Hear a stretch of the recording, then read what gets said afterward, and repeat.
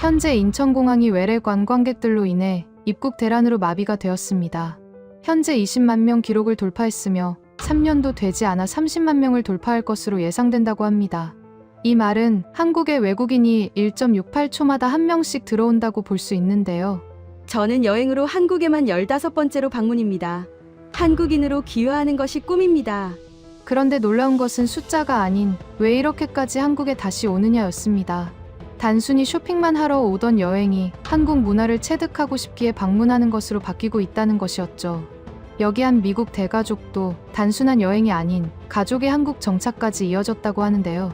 대체 한국에서 무엇을 보고 무엇을 느끼길래 이렇게 많은 외국인들이 몰린 것이었을까요? 이야기를 시작하기 앞서 사연 속의 제작에 힘이 되는 구독과 좋아요 부탁드립니다. 지금까지 저와 함께 해주신 모든 구독자분들께 감사드리며 올해 마지막까지 건강하시고 늘 행복하시길 바랍니다. 한국을 응원하신다면 대한민국 화이팅! 이라고 아래 댓글로 남겨주세요. LA의 11월은 여전히 따뜻했습니다. 하지만 제 집 거실 분위기는 얼어붙어 있었어요. CNN 뉴스가 배경음악처럼 흘러나오는 가운데 6명의 가족이 둥글게 모여 앉아 있었습니다.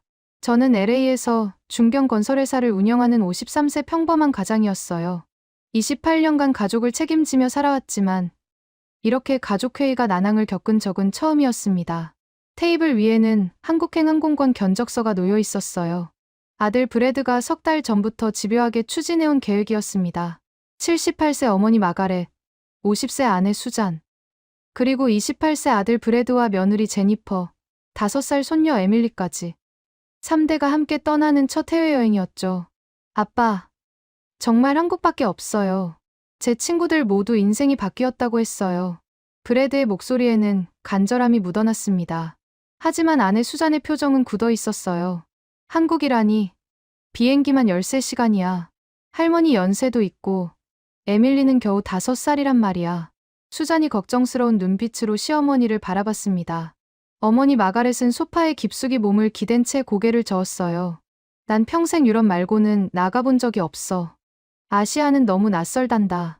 언어도 통하지 않고 음식도 다르잖니. 저 역시 내심 불안했습니다. 3대 6명이 함께 움직인다는 것 자체가 모험이었거든요. 교통편 예약부터 식사 장소 선정, 숙소 체크인까지 모든 과정이 복잡할 수밖에 없었어요. 게다가 한국이라는 나라에 대해 제가 아는 건 거의 없었습니다. K-팝이나 드라마 같은 대중문화 정도?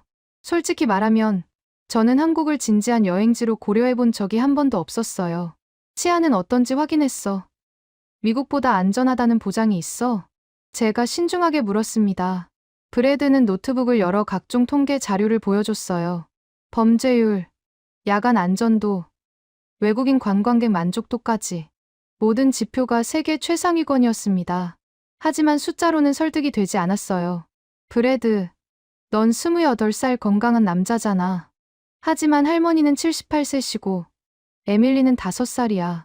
만약 길을 잃거나 다치기라도 하면 어떻게 할 건데? 제 목소리가 점점 커졌습니다.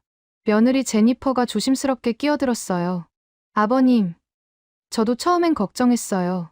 하지만 제 직장 동료가 최근에 다녀왔는데 특히 어르신들한테 정말 배려가 깊다고 하더라고요. 배려? 그게 무슨 의미인데? 수잔이 반문했습니다. 지하철에 엘리베이터가 모든 역에 있고 관광지마다 휠체어 경사로가 완벽하대요. 그리고 사람들이 노인분들을 정말 존중한다고. 하지만 저는 여전히 회의적이었어요. 관광 마케팅일 뿐이라고 생각했거든요. 어느 나라든 외국인 관광객 유치를 위해 좋은 면만 보여주기 마련이니까요. 비용은 얼마나 들어? 제가 현실적인 질문을 던졌습니다. 6명 왕복 항공권에 5박 숙박까지 합치면 대략 12,000달러 정도 예상됩니다. 브래드가 조심스럽게 대답했어요. 결코 적은 금액이 아니었습니다. 그 돈이면 하와이나 멕시코로 훨씬 편하게 다녀올 수 있었어요. 익숙한 곳, 영어가 통하는 곳, 음식 걱정 없는 곳으로 말이죠. 12,000달러면 우리 집 보일러 교체하고도 남는 돈이야. 수잔이 한숨을 쉬었습니다. 거실에 무거운 침묵이 흘렀어요. CNN 화면에서는 마침 한국 관련 뉴스가 흘러나오고 있었습니다. 한국 방문 외국인 관광객, 올해 역대 최다 기록 경신 전망. 리포터의 목소리가 거실을 채웠지만 저는 반신반의했어요. 과장된 뉴스일 거라고 생각했거든요. 브래드가 마지막으로 말했습니다. 아버지, 저는 제 가족에게 특별한 경험을 선물하고 싶어요. 에밀리가 자라서 할머니와 함께했던 여행을 평생 기억할 수 있도록요. 그리고 그 장소가 한국이었으면 합니다. 아들의 진심 어린 눈빛을 외면할 수 없었어요. 저는 깊은 한숨을 내쉬며 어머니를 바라봤습니다. 어머니, 어떻게 생각하세요? 마가렛은 한참을 망설이다가 천천히 입을 열었어요. 글쎄다. 내 나이에 새로운 도전이라. 솔직히 두렵구나. 하지만 브래드가 이렇게까지 원한다면 한 번쯤은 믿어봐야 하지 않겠니? 결국 우리는 한국행을 결정했습니다. 하지만 제 마음속에는 여전히 불안감이 가득했어요. 정말 잘한 결정일까? 혹시 가족 모두에게 고통스러운 기억만 남기는 건 아닐까? 특히 78세 어머니와 5살 에밀리가 13시간 비행을 견딜 수 있을까?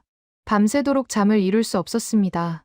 창밖 LA의 야경을 바라보며 저는 한 달 후 펼쳐질 미지의 세계를 상상했어요. 그때까지만 해도 저는 몰랐습니다. 이 여행이 제 인생 전체를 뒤바꿔 놓을 거라는 사실을요. 한 달이 눈 깜짝할 사이에 지나갔습니다. 드디어 출발일 아침이 밝았어요. LA 국제공항 터미널 앞에서 저는 6개의 대형 캐리어와 씨름하고 있었습니다. 새벽 5시, 공항은 이미 북적거리고 있었어요. 할머니, 괜찮으세요? 휠체어 필요하시면 말씀하세요.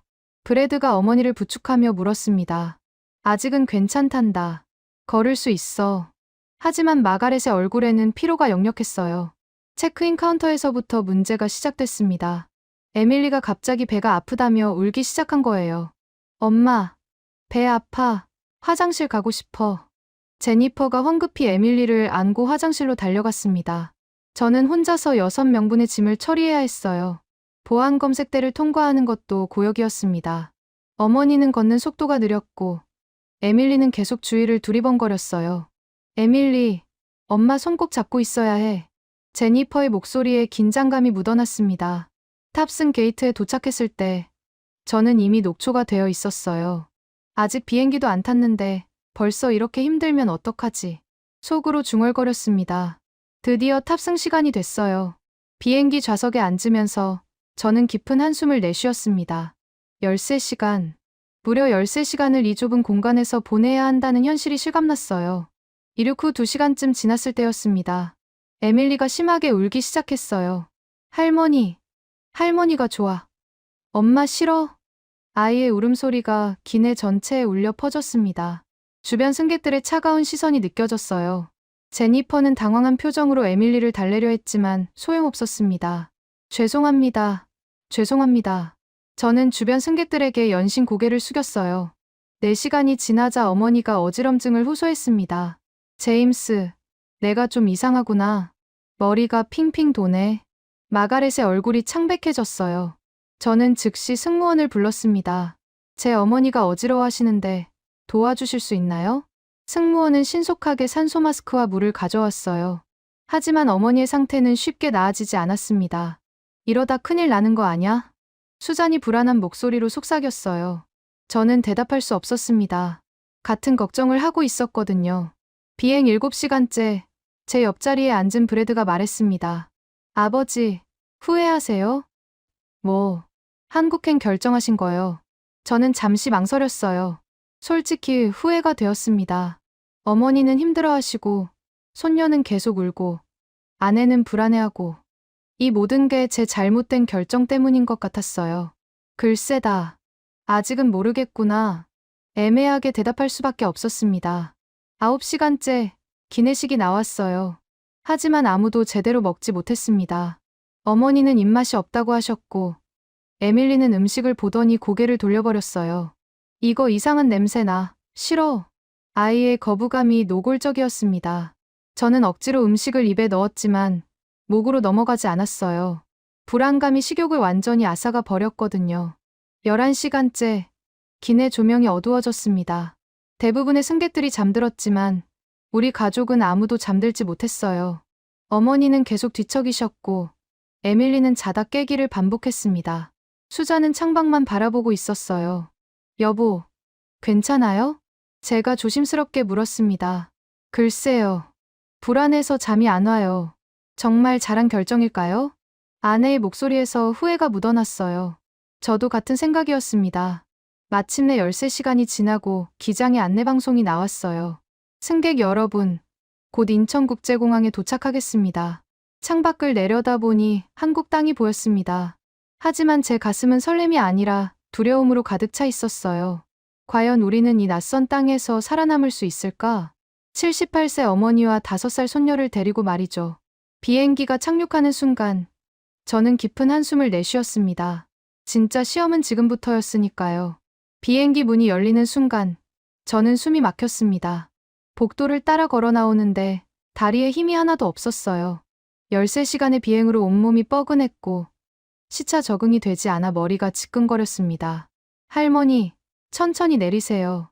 브래드가 어머니를 부축했지만 마가렛의 걸음걸이는 비틀거렸어요. 입국장으로 향하는 통로는 끝없이 이어져 있었습니다. 그리고 그곳에는 상상을 초월하는 인파가 기다리고 있었어요. 세상에, 저도 모르게 감탄사가 나왔습니다. 수천 명의 사람들이 줄을 서 있었어요. 중국인, 일본인, 동남아시아인, 유럽인까지.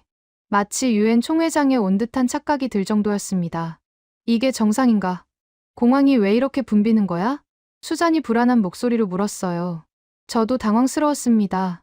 LA 공항도 북적이긴 하지만 이 정도는 아니었거든요. 입국 심사대로 가는 길목에서 에밀리가 갑자기 멈춰 섰어요. 할아버지, 저기 로봇이야. 아이가 손가락으로 가리키는 곳을 보니 정말 하얀색 로봇이 바퀴를 굴리며 다가오고 있었습니다. 키 150cm 정도의 인간형 로봇이었어요. 안녕하세요. 인천공항에 오신 것을 환영합니다. 무엇을 도와드릴까요? 완벽한 영어 발음이었습니다. 저는 잠시 멍하니 로봇을 바라봤어요. 영화에서나 보던 장면이 현실이 된 것 같았습니다. 입국 심사대가 어디인가요? 제가 시험 삼아 물어봤어요. 저쪽 방향으로 100m 직진하시면 됩니다. 좋은 여행 되세요. 로봇이 방향을 가리키며 고개를 까딱였습니다. 신기하긴 했지만 감탄할 여유가 없었어요. 어머니의 상태가 점점 안 좋아지고 있었거든요. 제임스, 나 좀 앉아야겠다. 다리에 힘이 없구나. 마가렛의 얼굴이 더욱 창백해졌습니다. 근처 벤치에 어머니를 앉히고 저는 주변을 둘러봤어요. 휠체어를 구할 수 있는 곳을 찾아야 했습니다. 하지만 이 혼잡한 공항에서 도움을 받을 수 있을지 의문이었어요. 여기서 기다리세요. 제가 휠체어 찾아올게요. 브래드가 서둘러 인포메이션 데스크 쪽으로 뛰어갔습니다. 입국 심사를 기다리는 줄은 상상 이상으로 길었어요. 좋기 200명은 넘어 보였습니다. 이거 언제 다 통과하지? 1시간은 좋게 걸리겠는데. 저는 초조하게 시계를 봤습니다. 그나마 다행인 건 자동화 게이트가 있다는 것이었어요. 여권을 스캔하고 지문을 찍으면 자동으로 문이 열리는 시스템이었습니다. 아빠, 저거 신기하다. 사람이 없어도 되는 거야? 에밀리가 자동 게이트를 신기한 듯 바라봤어요. 하지만 저는 불안했습니다. 기계가 오작동하면 어떡하지? 78세 어머니의 지문이 제대로 인식될까? 제 차례가 되어 게이트 앞에 섰을 때 화면에 한국어와 영어가 동시에 표시됐어요. 여권을 스캔해주세요. 여권을 올려놓자 즉시 제 정보가 뜨더군요. 지문을 스캔해주세요. 손가락을 대자 삐 소리와 함께 문이 열렸습니다. 생각보다 간단했어요. 하지만 어머니 차례가 되자 문제가 생겼습니다. 마가렛의 지문이 제대로 인식되지 않는 거예요. 다시 한번 시도해주세요. 기계음이 반복됐지만 계속 실패했습니다. 어머니의 손가락 피부가 나이가 들어 얇아져서 인식이 잘 안 되는 것 같았어요. 안 돼. 이를 어쩌지? 저는 당황해서 주변을 둘러봤습니다. 그때였어요. 공항 직원이 다가왔습니다. 문제가 있으신가요? 유창한 영어를 구사하는 30대의 여성 직원이었어요. 어머니 지문이 인식이 안 되네요. 괜찮습니다. 제가 수동으로 처리해 드릴게요. 이쪽으로 오세요. 직원은 어머니를 별도 통로로 안내했습니다. 신속하고 친절한 대응이었어요. 불과 2분 만에 입국 절차가 끝났습니다. 감사합니다. 저는 진심으로 고개를 숙였어요. 입국장을 나서자 더 큰 혼돈이 기다리고 있었습니다. 수화물 찾는 곳은 아수라장이었어요. 컨베이어 벨트 주변으로 수백 명의 사람들이 몰려 있었습니다. 우리 짐이 어디 있는 거야? 저는 짐 찾는 곳 번호를 확인했지만 사람들의 가려 벨트가 보이지도 않았어요. 30분을 기다려도 우리 캐리어는 나오지 않았습니다. 이거 분실된 거 아냐? 수잔의 목소리에 패닉이 묻어났어요. 저도 점점 불안해졌습니다. 6명의 짐이 모두 분실됐다면? 옷도, 세면도구도, 모든 게 그 안에 있었는데. 여보, 저기 우리 캐리어 아니야? 수잔이 손가락으로 가리켰어요. 벨트 저편에 우리 캐리어가 천천히 돌아가고 있었습니다. 저는 서둘러 사람들을 해치고 나아갔어요. 하지만 캐리어를 찾는 순간 더 큰 문제를 깨달았습니다. 예약했던 공항버스가 취소된 거예요. 휴대폰으로 확인해 보니 메시지가 와 있었습니다. 만석으로 인한 초과 예약, 차량 배정 불가, 양해 부탁드립니다. 이게 무슨 소리야?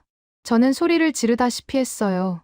어머니는 지쳐서 휠체어에 앉아 있고, 에밀리는 짜증을 내고, 6개의 대형 캐리어는 우리를 둘러싸고 있었습니다. 택시를 타려고 택시 승강장으로 갔지만, 그곳도 끝없는 줄이었어요. 최소 1시간은 기다려야 할 것 같은데. 브래드가 한숨을 쉬었습니다. 바로 그때였습니다. 혹시 도움이 필요하신가요? 뒤에서 들려온 목소리에 저는 고개를 돌렸어요. 공항 유니폼을 입은 40대 남성 직원이 서 있었습니다. 저희 차량 예약이 취소됐는데 택시도 한참 기다려야 할 것 같아서요. 제가 지친 목소리로 대답했습니다. 직원은 저희 상황을 재빨리 파악하더니 무전기를 꺼냈어요. 6명 가족분, 어르신과 어린아이 동반, VIP 차량 배정 가능한가요? 무전기 너머로 대답이 들려왔습니다. 10분 후 도착 가능합니다. 정말요? 하지만 저희는 VIP가 아닌데요. 제가 당황해서 물었어요. 괜찮습니다. 어르신과 어린아이가 계신 가족분들은 우선 배려해드리고 있습니다. 직원의 미소가 진심으로 느껴졌어요. 그 순간 제 가슴이 뭉클해졌습니다. 하지만 동시에 의문도 들었어요. 이게 정말일까? 우리가 외국인이라서 특별 대우하는 건 아닐까? 10분 후, 정말로 깨끗한 벤이 도착했습니다. 기사님은 직접 내려서 우리 짐을 실어주었어요. 어르신 먼저 타세요. 천천히 하세요. 기사님이 어머니를 부축해 차에 태웠습니다. 차 안에는 생수와 물티슈, 그리고 아이용 간식까지 준비되어 있었어요. 이건 무료인가요? 저는 믿기지 않아 물었습니다. 네. 공항 서비스입니다. 편안한 여행 되세요. 기사님의 대답이 너무나 자연스러웠어요.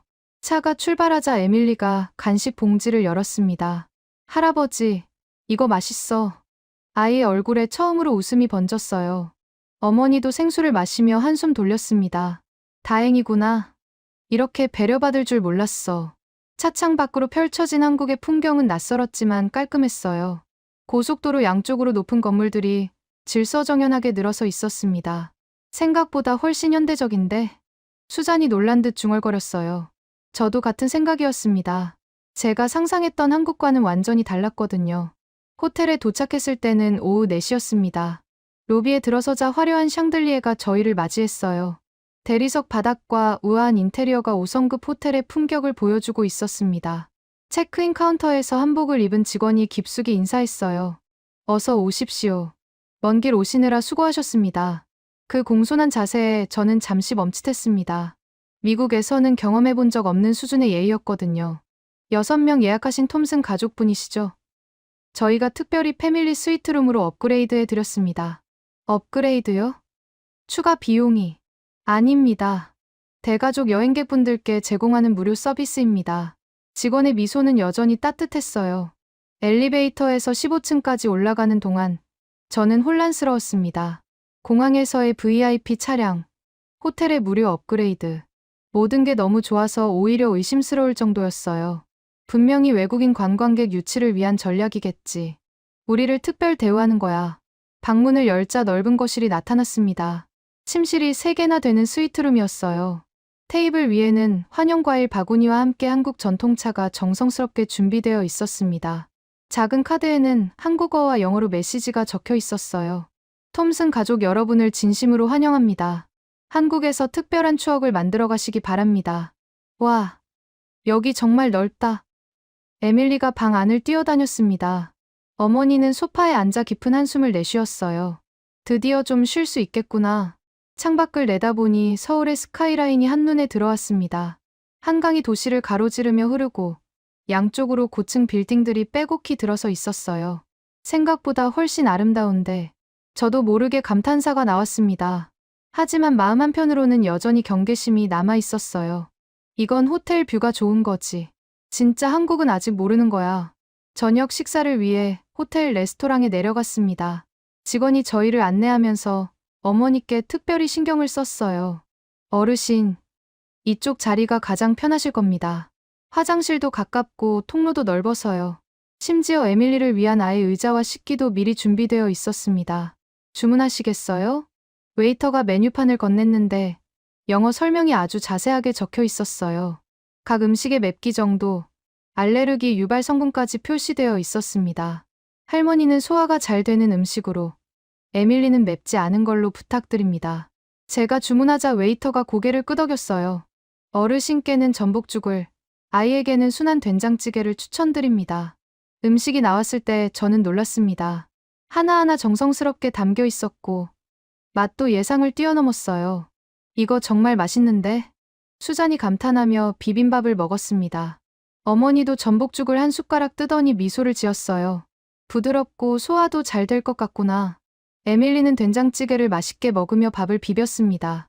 아이가 한국 음식을 거부감 없이 먹는 모습에 저는 안도했어요. 식사를 마치고 방으로 돌아왔을 때 저는 침대에 누워 천장을 바라봤습니다. 오늘 하루가 파노라마처럼 스쳐 지나갔어요. 13시간의 고된 비행, 혼잡한 공항, 그리고 예상치 못한 도움들. VIP 대우일 뿐이야. 우리가 외국인 관광객이라서 특별히 신경 쓰는 거겠지. 하지만 마음 한구석에서는 작은 기대감도 피어오르고 있었습니다. 혹시 한국이 정말 이런 나라일까? 아니면 관광객에게만 보여주는 가면일까? 내일부터 진짜 한국을 확인할 수 있을 거라는 생각이 들었어요. 창밖 서울의 야경을 바라보며 저는 천천히 잠에 빠져들었습니다. 다음 날 아침 9시, 우리는 호텔 로비에서 가이드를 만났습니다. 30대 초반으로 보이는 여성 가이드는 유창한 영어로 자신을 소개했어요. 안녕하세요. 저는 김수진입니다. 오늘 하루 여러분을 안내하겠습니다. 오늘 일정은 경복궁과 인사동, 그리고 남산타워 방문이었습니다. 할머니 컨디션은 괜찮으세요? 가이드가 어머니께 먼저 물었어요. 응. 어젯밤 푹 자서 괜찮단다. 마가렛이 미소를 지었습니다. 버스로 이동하는 동안 가이드는 한국의 역사와 문화에 대해 설명했어요. 하지만 저는 창밖 풍경에 더 집중하고 있었습니다. 거리는 깨끗했고 사람들은 질서정연하게 움직였어요. 신호등 하나 없는 횡단보도에서도 차들이 먼저 멈춰 섰습니다. 저기 차들이 사람 먼저 보내주네. 브래드가 신기하다는 듯 말했어요. 한국은 보행자 우선 문화가 정착되어 있습니다. 가이드가 자랑스럽게 설명했습니다. LA에서는 상상도 할 수 없는 광경이었어요. 경복궁에 도착했을 때 저는 그 웅장함에 압도됐습니다. 거대한 정문인 광화문이 햇살을 받아 빛나고 있었어요. 수백 년의 역사가 느껴지는 기와 지붕과 정교한 문양들이 숨을 먹게 했습니다. 와, 정말 크다. 에밀리가 눈을 크게 뜨고 궁궐을 바라봤어요. 입구에서 가이드가 제안했습니다. 한복 체험을 해보시겠어요? 사진 찍기 정말 좋습니다. 한복이요? 수잔이 관심을 보였어요. 한복 대여점에 들어가자 화려한 색상의 옷들이 걸려 있었습니다. 직원이 어머니께 연보라색 한복을 권했어요. 어르신께 정말 잘 어울리실 것 같아요. 에밀리에게는 분홍색 치마 저고리가 선택됐습니다. 옷을 갈아입고 나온 가족들을 보는 순간 저는 카메라를 들 수밖에 없었어요. 특히 어머니는 한복이 정말 잘 어울렸습니다. 엄마, 정말 아름다우세요. 제가 진심으로 말했어요. 마가렛의 얼굴에 수줍은 미소가 번졌습니다. 경복궁 안으로 들어서자 넓은 마당과 웅장한 정각들이 펼쳐졌어요. 근정전 앞에서 단체 사진을 찍는데 한국인 관광객 가족이 다가왔습니다. 사진 찍어드릴까요? 50대로 보이는 남성이 영어로 말했어요. 정말요? 감사합니다. 우리는 근정전을 배경으로 가족 사진을 찍었습니다. 그런데 그 남성은 한 장으로 끝내지 않았어요. 여러 각도에서 다양한 구도로 계속 사진을 찍어줬습니다. 한복이 정말 잘 어울리세요. 한국 전통 의상이 이렇게 아름답죠. 그의 아내도 화사하게 웃으며 말했어요. 감사합니다. 정말 친절하시네요. 저는 진심으로 고마웠습니다. 사진을 찍고 궁궐을 둘러보는 동안 에밀리는 신이 나서 이곳저곳을 뛰어다녔어요. 에밀리, 천천히 다녀. 할머니 곁에 있어야 해. 제니퍼가 소리쳤지만 아이는 이미 저 멀리 달려가고 있었습니다. 저는 별로 걱정하지 않았어요.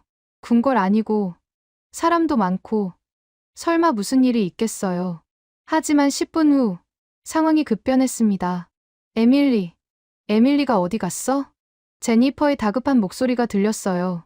저는 주변을 둘러봤지만 에밀리가 보이지 않았습니다. 방금까지 여기 있었는데. 브래드가 당황한 표정으로 사방을 살폈어요. 심장이 쿵쾅거리기 시작했습니다. 5살 아이가 낯선 나라, 수백 명의 관광객 사이에서 사라진 거예요. 에밀리.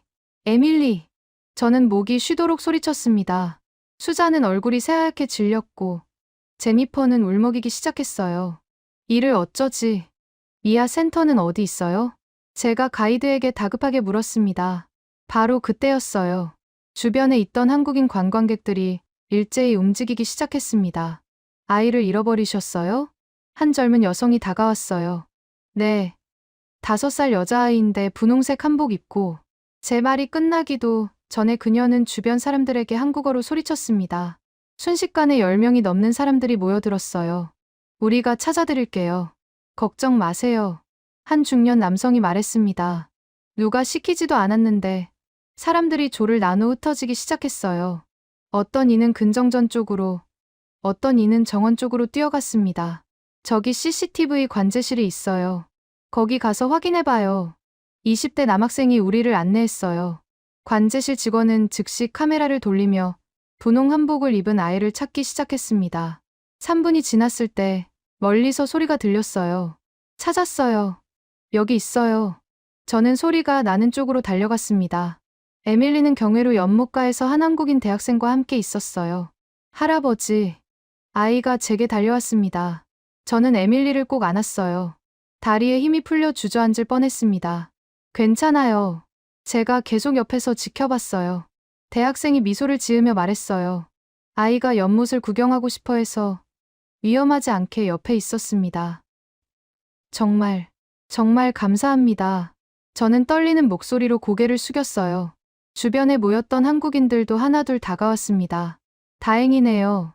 아이 무사해서 정말 다행이에요. 애기가 정말 예쁘네요. 한복이 잘 어울려요. 사람들의 따뜻한 말에 제니퍼가 눈물을 흘리기 시작했어요. 감사합니다. 정말 감사합니다. 저는 그제야 깨달았습니다. 이 사람들은 우리가 외국인이든 아니든 상관하지 않았어요. 그저 아이를 잃어버린 부모의 마음을 이해하고 도운 것뿐이었습니다.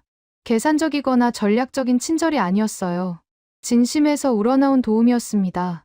점심시간이 되어 인사동의 한 전통식당에 들어갔습니다. 아침에 에밀리 사건으로 저는 아직도 가슴이 두근거렸어요. 할아버지, 나 배고파. 에밀리가 투정을 부렸습니다. 식당 주인 아주머니가 우리를 맞이했어요. 메뉴판을 보는데 어머니가 걱정스러운 표정을 지었습니다. 다 맵지 않을까? 나는 맵은 거 못 먹는데. 어르신, 걱정 마세요. 맵지 않은 메뉴 많아요. 주인 아주머니가 유창하지는 않지만 이해할 수 있는 영어로 말했어요. 된장찌개, 갈비찜 안 매워요. 할머니한테 좋아요. 그리고는 에밀리를 보더니 무릎을 굽혔습니다. 애기는 뭐 좋아해요? 계란. 에밀리가 작은 목소리로 대답했어요. 알았어요. 계란찜 만들어 줄게요. 부드럽고 맛있어요. 주인 아주머니는 특별히 에밀리를 위한 계란찜을 만들어 왔습니다. 그것도 무료였어요. 서비스예요. 애기 예뻐서. 음식이 나왔을 때 저는 또 한 번 놀랐습니다. 하나하나 정성이 느껴지는 맛이었어요. 특히 어머니를 위한 갈비찜은 고기가 정말 부드러웠습니다. 이거 정말 맛있구나. 씹기도 편하고. 마가렛이 감탄하며 드셨어요. 식사를 마치고 계산할 때 주인 아주머니가 말했습니다. 할머니 드신 갈비찜 조금 남았어요. 싸 드릴까요? 네? 포장을. 한국은 남은 음식 싸가는 거 당연해요. 버리면 아까워요. 주인 아주머니는 깨끗한 용기에 음식을 담아 주었습니다. 저녁에 드세요. 호텔 가서요. 이런 세심한 배려에 저는 점점 혼란스러워졌어요. 이게 정말 일상적인 문화일까? 아니면 외국인 관광객이라서 특별히 신경 쓰는 걸까? 오후에 남산타워로 이동했습니다. 케이블카를 타고 올라가는 동안 서울의 전경이 한눈에 들어왔어요. 고층 빌딩 사이로 한강이 흐르고 산과 도시가 조화를 이루고 있었습니다. 정말 아름다운 도시네. 수잔이 감탄했어요. 타워 전망대에 올라가자 360도 파노라마 뷰가 펼쳐졌습니다. 에밀리는 망원경으로 이곳저곳을 구경했고 어머니는 벤치에 앉아 경치를 감상했어요. 그때 옆에 있던 독일인 관광객 가족과 대화를 나누게 됐습니다. 한국 몇 번째 방문이세요? 제가 영어로 물었어요. 3번째입니다. 올 때마다 새로운 걸 발견하게 돼서 좋아요. 40대 남성이 대답했습니다. 3번째요. 한국이 그렇게 매력적인가요? 음식도 맛있고, 사람들도 친절하고, 무엇보다 안전해요. 완벽한 여행지죠. 그의 말에 저는 생각에 잠겼어요. 3번이나 다시 온다는 건 단순한 관광 마케팅으로는 설명이 안 됐습니다. 타워에서 내려와 저녁 무렵 호텔로 돌아왔어요. 가족들은 모두 피곤해서 일찍 잠자리에 들었습니다. 하지만 저는 잠이 오지 않았어요. 오늘 하루 경험한 모든 것들이 머릿속을 맴돌았습니다. 에밀리를 찾아준 사람들, 식당 주인 아주머니의 배려, 3번이나 방문했다는 독일 관광객. 이게 진짜일까? 우리한테만 특별히 잘해주는 건 아닐까? 의심을 확인하고 싶었어요. 시계를 보니 밤 10시 30분이었습니다. 저는 조용히 방을 나와 호텔 밖으로 나갔어요. 프론트 직원이 놀란 표정으로 물었습니다. 손님, 어디 가세요? 밤 늦었는데. 그냥 산책 좀 하려고요. 아, 그러세요. 조심히 다녀오세요. 직원은 더 이상 묻지 않았어요. 호텔 문을 나서자 서울의 밤거리가 펼쳐졌습니다. 저는 일부러 관광지가 아닌 뒷골목으로 걸어 들어갔어요. 진짜 한국을 보고 싶었거든요. 거리는 깨끗했고 가로등이 밝게 빛나고 있었습니다. 5분쯤 걸었을 때 믿을 수 없는 광경을 목격했어요. 20대로 보이는 젊은 여성이 조깅복을 입고 혼자 달리고 있었습니다. 이어폰을 끼고 여유롭게 밤거리를 달리고 있었어요. LA에서라면 절대 상상할 수 없는 일이었습니다. 밤 11시에 여성이 혼자 조깅을 한다고요? 조금 더 걸어가니 70대로 보이는 노부부가 손을 잡고 산책하고 있었어요. 이 시간에 산책을? 저는 믿을 수가 없었습니다. 편의점 앞에는 중학생으로 보이는 아이들이 과자를 먹으며 웃고 있었고, 젊은 엄마가 유모차를 밀며 천천히 걸어가고 있었어요. 모든 게 너무나 평화로웠습니다. 저는 편의점에 들어갔어요. 밝은 조명과 깨끗한 진열대, 그리고 다양한 음식들이 눈에 들어왔습니다. 어서 오세요. 20대 여성 점원이 밝게 인사했어요. 밤 11시가 넘었는데도 전혀 지쳐 보이지 않았습니다. 저는 삼각김밥 하나를 집어들고 계산대로 갔어요. 실례지만 여쭤봐도 될까요? 네, 말씀하세요. 여기 밤에 안전한가요? 여성분이 혼자 일하시는데. 점원은 제 질문에 의아한 표정을 지었어요. 네, 당연히 안전하죠. 한국은 어디든 안전해요. 너무나 당연하다는 듯한 대답이었습니다. 밤 11시에도요? 네. 새벽 2시에도 안전해요. 여기는 24시간 영업이거든요. 저는 삼각김밥을 들고 편의점 밖으로 나왔어요. 벤치에 앉아 김밥을 한 입 베어 물며 주변을 관찰했습니다. 지나가는 사람들은 모두 여유로웠어요. 급하게 뛰는 사람도, 두리번거리며 경계하는 사람도 없었습니다. 그저 평범한 일상을 살아가는 사람들이었어요. 30분쯤 앉아 있었을 때 제 옆 벤치에 60대 남성이 앉았습니다. 외국인이시죠? 그가 영어로 말을 걸었어요. 네. 미국에서 왔습니다. 한국 어때요? 놀라울 정도로 안전하네요. 이 시간에 이렇게 평화로울 줄 몰랐습니다. 남성이 웃으며 대답했어요. 한국 사람들한테는 당연한 일상이에요. 밤에 산책하고, 편의점 가고, 그냥 자유롭게 다니죠. 자유. 그 단어가 제 가슴에 와닿았습니다. 그래요. 이게 진짜 자유였어요. 밤에도 두려움 없이 걸을 수 있는 것. 노인도, 여성도, 아이도 안전하게 돌아다닐 수 있는 것. 그게 진짜 자유였습니다. 호텔로 돌아가는 길에 저는 확신했어요. 이건 쇼가 아니었습니다. 관광객을 위한 특별 대우도 아니었어요. 한국의 일상이었습니다. 방에 들어와 침대에 누웠을 때 저는 처음으로 마음이 편안해졌어요. 의심이 사라지고 그 자리에 감동이 채워졌습니다. 이 나라는 정말 특별하구나. 창밖 서울의 야경을 바라보며 저는 천천히 잠에 빠져들었습니다. 내일은 또 어떤 경험이 기다리고 있을까요? 셋째 날 아침, 저희는 송도 국제도시로 향했습니다. 가이드가 설명했어요. 오늘은 한국의 미래를 보여드리겠습니다. 버스가 인천 방향으로 달리는 동안 저는 창밖 풍경에 집중했어요. 고속도로 양쪽으로 펼쳐진 신도시들이 정말 깔끔했습니다. 1시간쯤 달렸을 때 완전히 다른 세계가 나타났어요. 와, 저게 뭐야? 브래드가 눈을 크게 뜨며 소리쳤습니다. 미래 도시 같은 풍경이 펼쳐져 있었어요. 유리로 된 고층 빌딩들, 넓은 공원, 그리고 깨끗하게 정비된 도로까지. 저기 저 건물들 전부 친환경 건물이에요. 태양광 패널과 빗물 재활용 시스템이 갖춰져 있죠. 가이드의 설명에 저는 놀랐습니다. 건설업에 종사하는 저로서는 믿기 어려운 규모였거든요. 센트럴파크에 도착했을 때 저는 할 말을 잃었어요. 도시 한복판에 거대한 인공호수가 있었습니다. 이 물이 바닷물이래요. 바다에서 끌어와서 정화한 거예요. 가이드가 설명했어요. 바닷물을 정화해서 공원으로? 제가 믿을 수 없다는 표정으로 물었습니다. 네. 세계 최초의 해수 순환 시스템입니다. 저는 LA에서 30년 가까이 건설 일을 해왔지만 이런 기술은 처음 봤어요. 호수 주변을 걸으며 어머니가 말씀하셨습니다. 공기가 정말 맑구나. 도시인데도 시골 같아. 마가렛의 말이 맞았어요. 바람이 상쾌했고 새소리까지 들렸습니다. 에밀리는 잔디밭을 뛰어다니며 즐거워했어요. 할아버지, 여기 너무 좋아? 아이의 웃음소리를 듣는 것만으로도 마음이 따뜻해졌습니다. 점심시간에 가이드가 특별한 곳으로 안내했어요.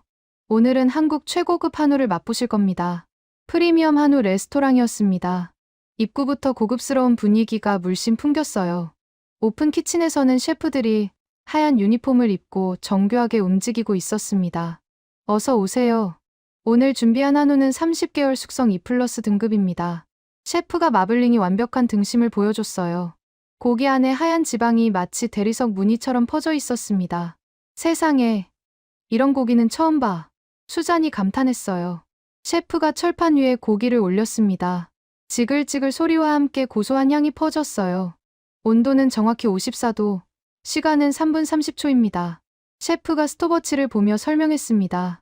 이런 정밀함은 과학 실험실을 연상시켰어요.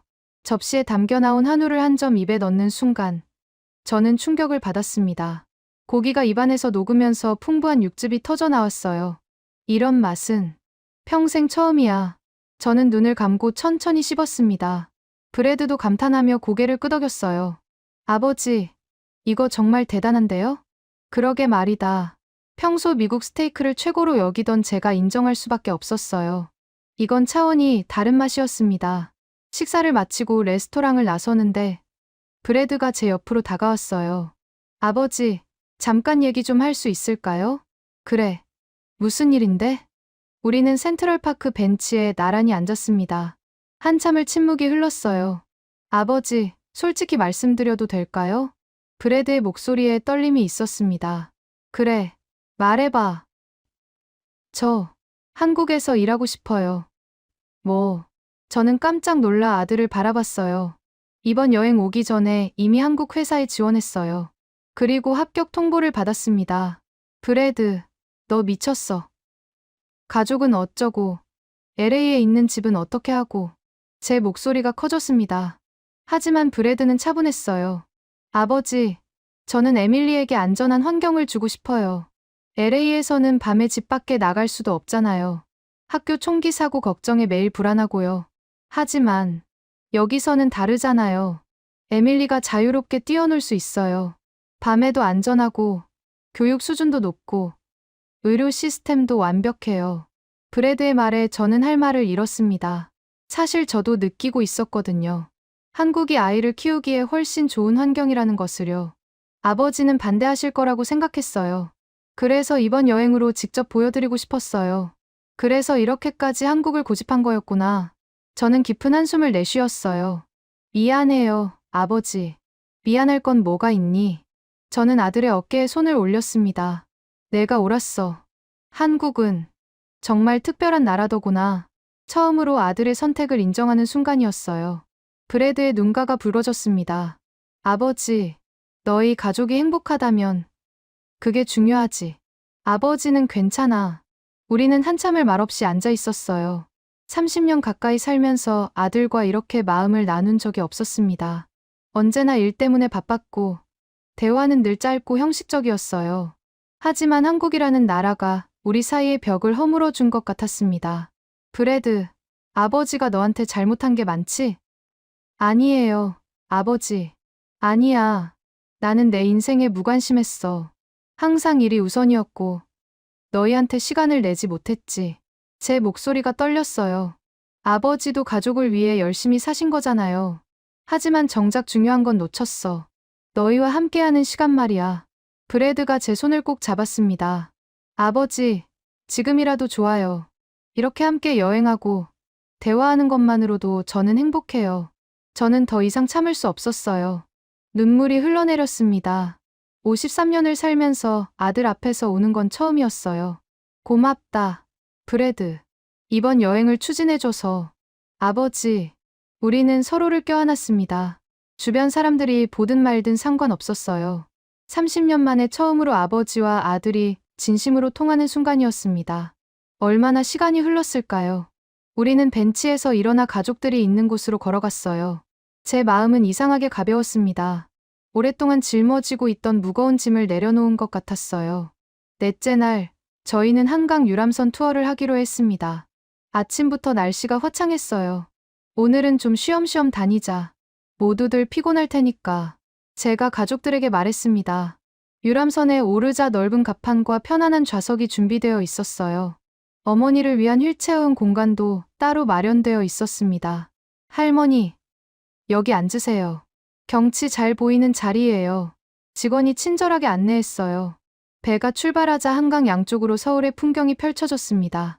고층 빌딩들, 아름다운 다리들, 그리고 강변공원까지. 정말 아름답구나.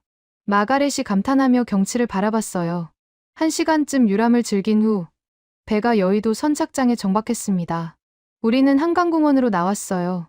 공원 곳곳에는 시민들이 자전거를 타고 조깅을 하고 피크닉을 즐기고 있었습니다. 저기 봐요. 할머니 할아버지들도 운동하고 계세요. 제니퍼가 가리키는 곳을 보니 60에 70대로 보이는 어르신들이 건강기구를 사용하고 있었어요. 나도 저렇게 건강하게 늙고 싶구나. 마가렛이 중얼거렸습니다. 저희는 벤치에 앉아 쉬기로 했어요. 에밀리는 근처 놀이터에서 다른 아이들과 놀고 있었고, 브래드와 제니퍼는 강변을 산책하러 갔습니다. 수잔도 화장실에 가면서 저와 어머니만 남았어요. 제임스. 어머니가 제 이름을 불렀습니다. 네. 엄마. 나 고백할 게 있단다. 고백이요? 마가렛은 한강을 바라보며 천천히 말을 이었어요. 사실 한국 오기 전에 정말 두려웠어. 나이도 있고, 몸도 불편하고, 짐만 될까봐 걱정했지. 엄마, 특히 비행기에서 어지러웠을 때, 에밀리가 사라졌을 때, 내가 가족들한테 부담만 주는 게 아닐까 싶었단다. 저는 어머니의 손을 꼭 잡았어요. 그런 생각하지 마세요.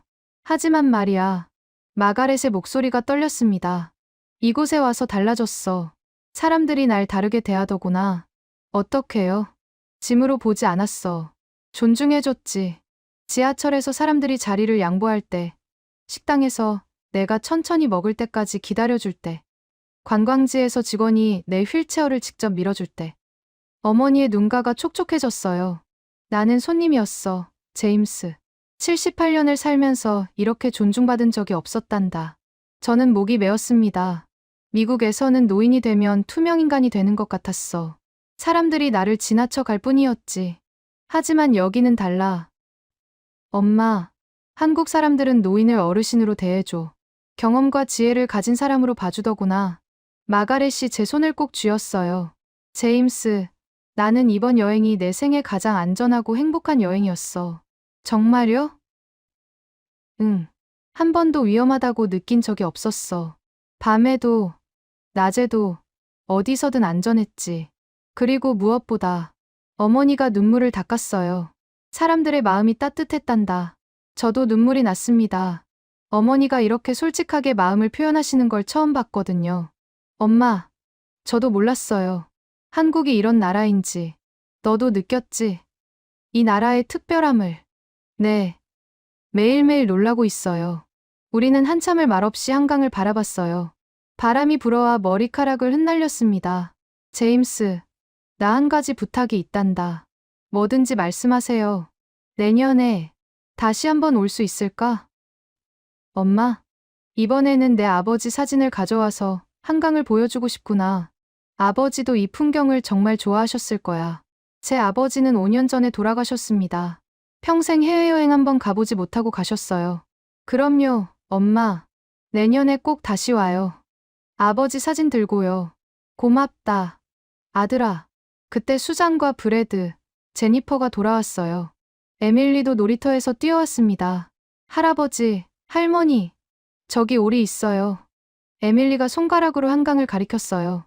정말 우리 가족이 물 위를 유유히 헤엄치고 있었습니다. 에밀리, 할머니한테 인사해봐. 제니퍼가 말했어요. 할머니, 한국 좋아요? 에밀리가 마가렛에게 물었습니다. 어머니는 손녀를 꼭 안으며 대답했어요. 응. 할머니는 여기가 세상에서 제일 좋단다. 저도요. 저도 여기가 좋아요. 에밀리의 맑은 목소리가 한강 위로 울려 퍼졌습니다. 저는 가족들을 바라보며 깨달았어요. 이 여행이 단순한 관광이 아니라는 것을요. 우리 가족 모두가 변화하고 있었습니다. 브래드는 새로운 삶을 계획하고 있었고, 어머니는 인생의 새로운 기쁨을 발견했고, 에밀리는 안전한 세상을 경험하고 있었어요. 그리고 저는 30년 넘게 쌓아온 편견과 고정관념을 내려놓고 있었습니다. 해가 서쪽으로 기울기 시작했어요. 한강 위로 노을이 아름답게 물들고 있었습니다. 사진 한 장 찍을까요? 제가 제안했어요. 우리 6명은 한강을 배경으로 나란히 섰습니다. 지나가던 한국인 청년이 사진을 찍어줬어요.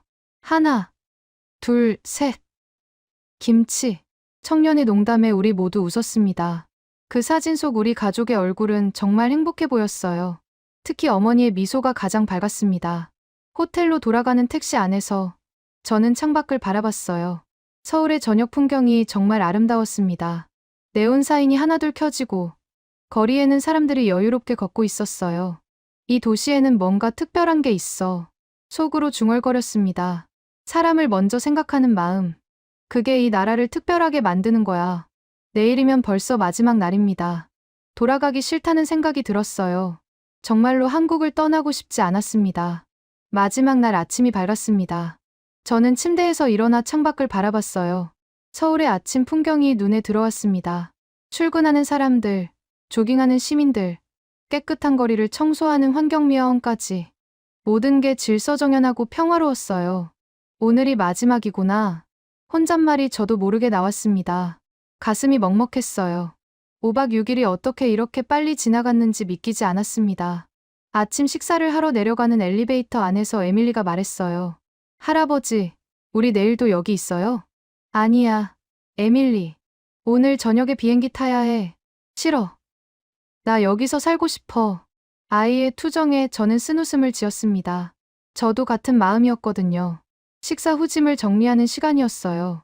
6개의 캐리어의 옷과 기념품을 챙겼습니다. 올 때보다 짐이 훨씬 많아져 있었어요.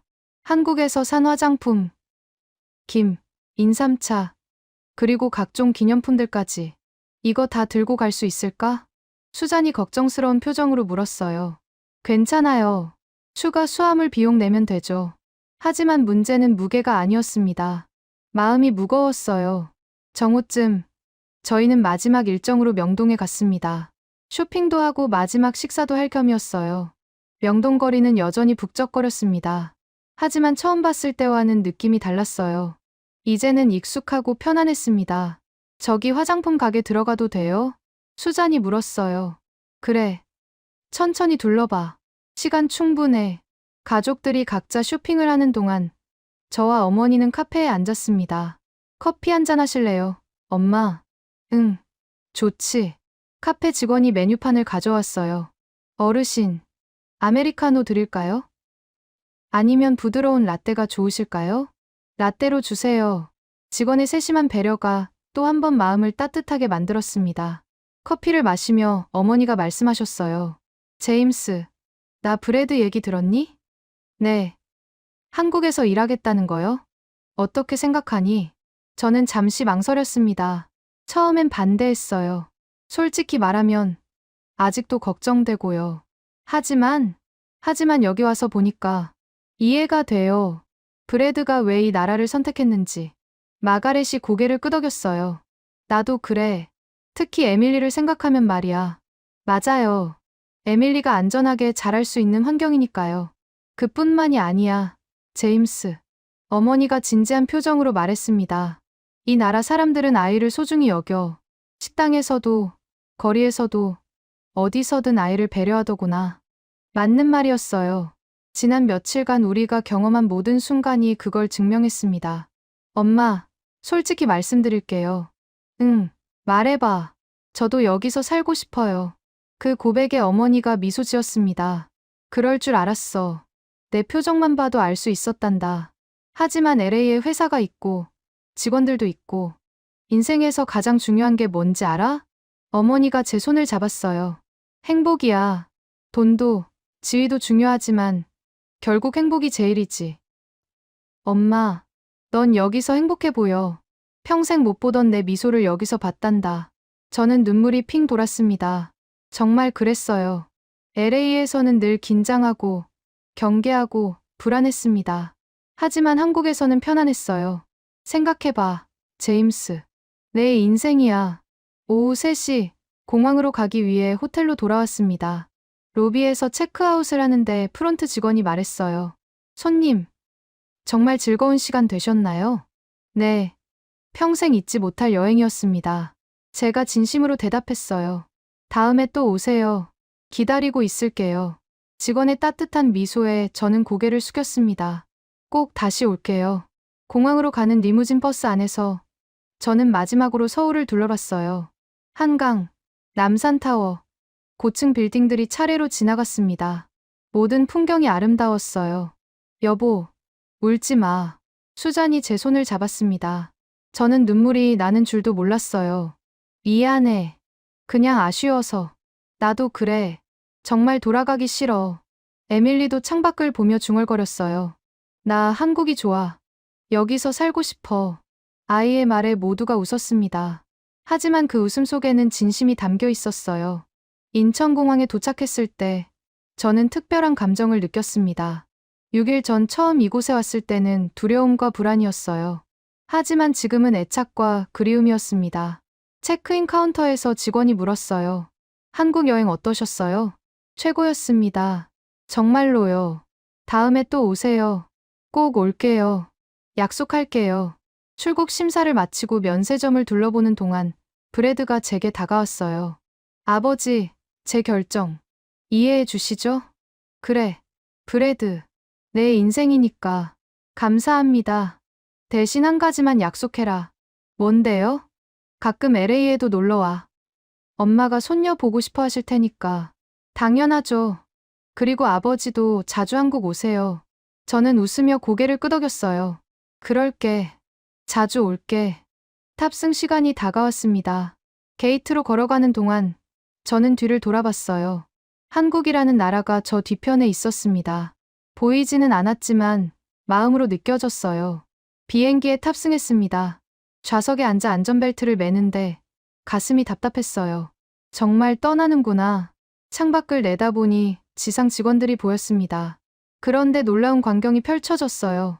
활주로에서 일하는 모든 직원들이 우리 비행기를 향해 손을 흔들고 있었습니다. 저기 봐요. 사람들이 손 흔들어 주고 있어요. 제니퍼가 소리쳤어요. 정말이었습니다. 한 명 한 명이 정성스럽게 인사하고 있었어요. 어떤 직원은 깊숙이 허리를 숙여 절까지 했습니다. 세상에, 마지막까지 이렇게. 수잔이 눈물을 닦았어요. 저도 눈시울이 뜨거워졌습니다. 마지막 순간까지 이런 배려를 보여주다니요. 에밀리가 창에 얼굴을 바짝 대고 손을 흔들었어요. 안녕. 고마워요. 아이의 맑은 목소리에 제 눈에서 눈물이 흘러내렸습니다. 비행기가 천천히 움직이기 시작했어요. 지상 직원들은 비행기가 보이지 않을 때까지 계속 손을 흔들었습니다. 고마워요, 한국. 저는 작게 중얼거렸어요. 비행기가 이륙했습니다. 창밖으로 한국 땅이 점점 멀어져 갔어요. 서울의 불빛들이 작은 점으로 변해갔습니다. 다시 올 거야. 꼭 다시 올 거야. 마음속으로 다짐했습니다. 옆자리 어머니가 제 손을 잡았어요. 제임스, 고맙구나. 뭐가요, 엄마? 이 여행을 함께 해줘서, 내 생애 가장 아름다운 추억을 만들어줘서, 저야말로 감사해요. 엄마. 우리는 손을 꼭 잡은 채 한참을 침묵했습니다. 13시간의 비행이 시작됐어요. 올 때와는 완전히 다른 기분이었습니다. 올 때는 불안과 두려움이었다면, 지금은 그리움과 감사였어요. 기내식이 나왔을 때, 저는 놀랐습니다. 대한항공 기내식이 이렇게 맛있었나요? 비빔밥을 먹으며 저는 미소 지었어요. 한국 음식의 맛이 이제는 익숙하고 그리웠습니다. 몇 시간이 흘렀을까요? 브래드가 제게 다가왔어요. 아버지, 깨어 계세요? 응. 잠이 안 와서. 저도요. 생각이 많아서. 브래드가 옆자리에 앉았습니다. 아버지, 한국에서 뭐가 가장 인상적이었어요? 저는 잠시 생각했어요. 로봇, 첨단 시설, 맛있는 음식? 아니었습니다. 사람이었어. 사람이요? 응. 한국 사람들의 마음이 가장 인상적이었단다. 브래드가 고개를 끄덕였어요. 저도 그래요. 에밀리를 찾아준 사람들, 식당 주인 아주머니, 밤거리의 평화로움. 모두 사람 덕분이었죠. 그래. 기술이 아무리 발달해도, 시설이 아무리 좋아도, 결국 사람이 중요한 거야. 저는 창밖을 바라봤어요. 구름 위로 별들이 반짝이고 있었습니다. 브래드, 아버지가 잘못 생각했던 게 있어. 뭔데요? 선진국이라는 게 경제력이나 기술력만으로 결정되는 줄 알았어. 하지만 아니더구나. 그럼요? 사람을 얼마나 존중하고 배려하느냐. 그게 진짜 선진국을 만드는 거야.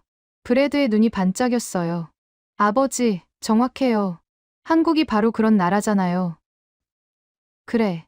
그래서 내가 한국을 선택한 거구나. 우리는 한참을 이야기했습니다.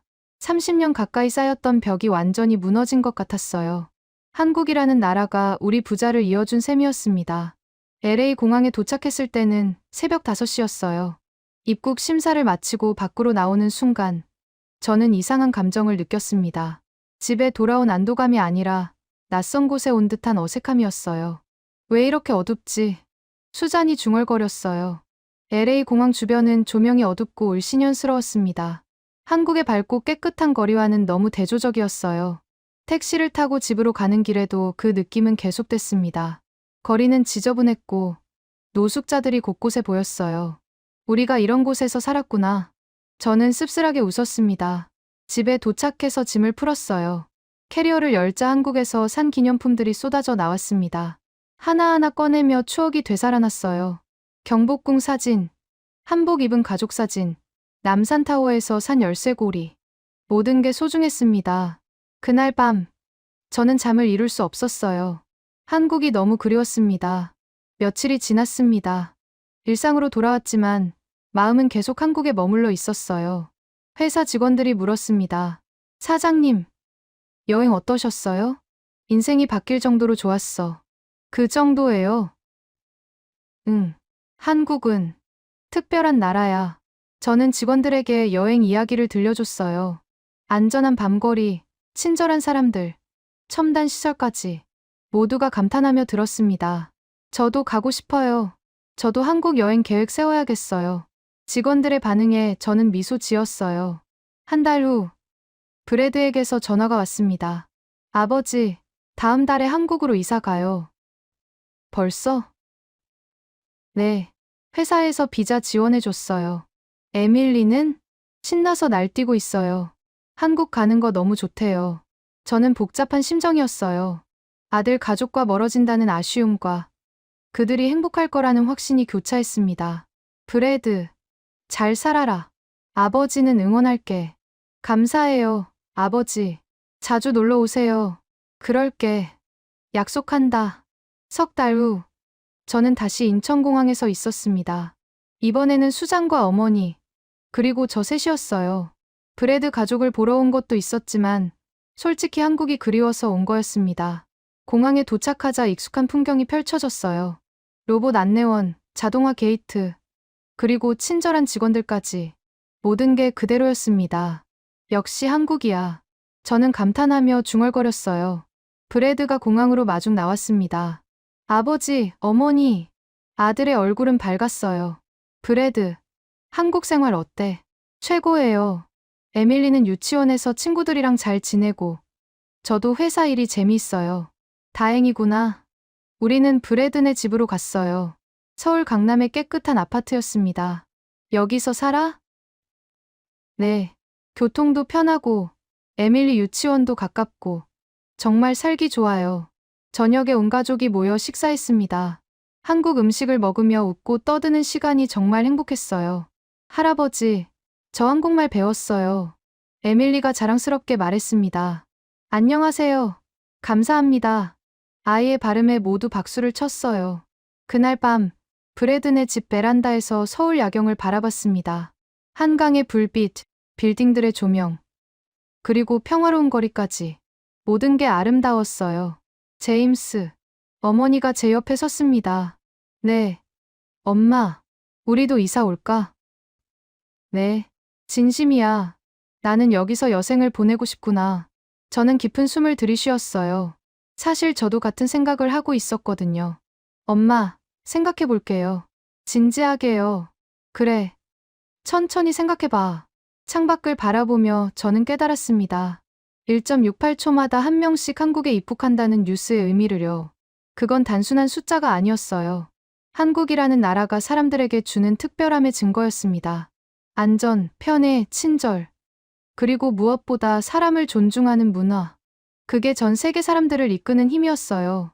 저도 그 1.68초 중 한 명이었습니다. 그리고 앞으로도 계속 그럴 것 같았어요. 한국은 단순한 여행지가 아니었습니다. 제 인생을 바꾼 나라였고, 가족을 하나로 묶어준 곳이었으며, 진짜 자유와 안전이 무엇인지 가르쳐준 스승이었어요. 고마워, 한국. 마음속으로 인사했습니다. 내가 찾던 건 바로 이거였어. 사람이 사람답게 사는 곳. 그게 바로 한국이었구나. 서울의 밤하늘에 별이 반짝였습니다. 그 별빛처럼 한국에 대한 제 사랑도 영원히 빛날 것 같았어요. 여러분, 이 이야기 어떠셨나요? 한국이 전 세계인들에게 사랑받는 이유가 무엇이라고 생각하시나요? 기술도, 음식도 중요하지만 결국 사람을 먼저 생각하는 마음이 한국을 특별하게 만드는 것이 아닐까요? 우리가 자랑스러워해야 할 한국은 바로 이런 따뜻한 마음을 가진 사람들이 만들어가는 나라입니다. 구독과 좋아요로 응원해주시면 더욱 재미있는 이야기로 찾아뵙겠습니다. 해외 감동 사연을 소개해드리는 스페셜 코리아였습니다. 감사합니다.